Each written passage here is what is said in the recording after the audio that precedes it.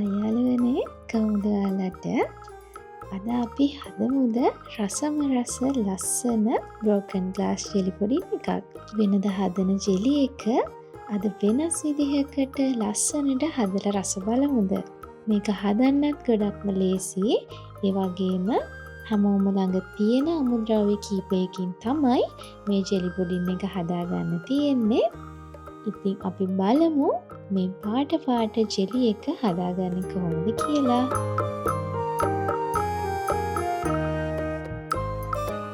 මුලින්ම මේකට අවශ්‍ය වෙනවා පාට කීපයක ජෙලි පැකට් එක ගානේ. මම මෙතන පාට 3කින් තමයි මේ ජෙලි එක හදාගන්නේ. ඔයාලට පාට 2කින් වුණත් මේ ජෙලි එක හදාගන්න පුළුවන්. දැන් මම උණු වතුර මිලිලීටර් 400ක මේ ජෙලි පැකට් එක දිය කරගන්නවා. ඒ දිය කරගත්ත ජෙලි එක වෙනම භාජනයකට දාගෙන සෙට් වෙන තියාගන්න ඕනි. ඒ විදිහටම අනිත් ජෙලි පැකට් දෙකත් දිය කරගෙන කලින් වගේම තව භාජන දෙකක වෙන වෙනම සෙට් කරගන්න ඕනි.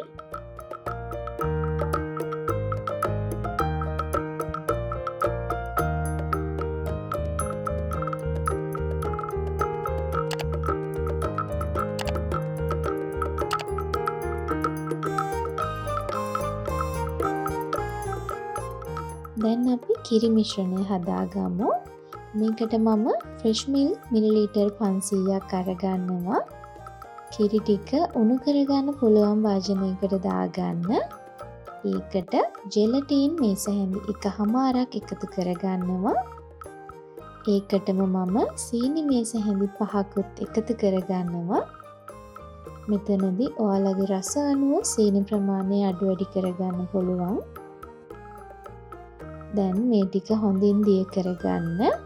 ජෙලටින් වල කැට තියෙනවා නම් ඒ ටිකත් හොඳටම දිය කරගන්න අවශ්‍ය වෙනවා.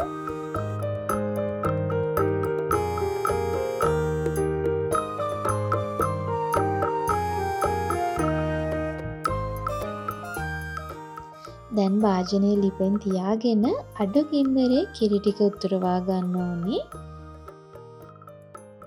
කිරි ටික එකපාරක් ඉතුරුවම ඇති. දැන් කිරි ටික පෙරාගෙන හොඳින් නිවෙන්න පැත්තකින් තියාගන්න.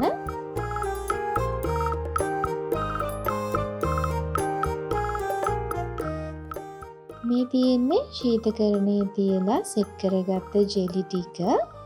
දැන් මේ ජෙලි ටික අපි පොඩි කෑලි වලට කපා ගන්න ඕනේ. ගොඩක් ලොකුවට කපා ගන්න එපා.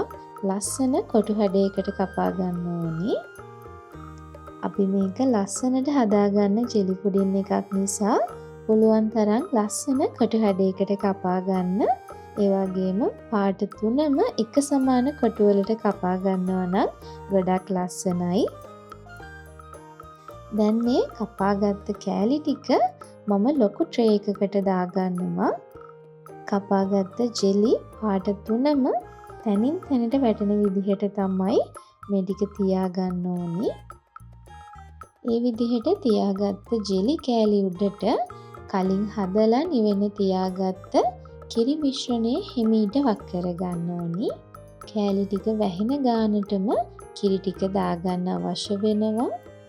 දැන් මේ ජෙලි එකත් නැවතත් ශීතකරණයේ සාමාන්‍ය කොටසේ තියලා සෙට් කරගන්න ඕනි. ඔන්න මේ තියෙන්නේ ඒ විදිහට සෙට් කරගත්ත මගේ ජෙලි පුඩින් එක. දැන් තියෙන්නේ පරිස්සමට මේක අනිත් පැත්ත හරව ගන්න. ඉතින් මේ විදිහට තමයි රසම රස ලස්සනම ලස්සන බ්‍රෝකන් ග්ලාස් ජෙලි පුඩින් එකක් හදාගන්නේ. ඔයාලත් මේ විදිහට හදලා බලන්න. හදන්න ගොඩක් ලේසි. ඒ වගේම හරිම රසයි. ඔයාලත් හදලා රස කොහොමද කියලා කමෙන්ට් කරන්නත් අමතක කරන්න එපා. දිගටම මාත් එක්ක එකතුලා ඉන්න කියලා ආදරෙන් මතක් කරනවා.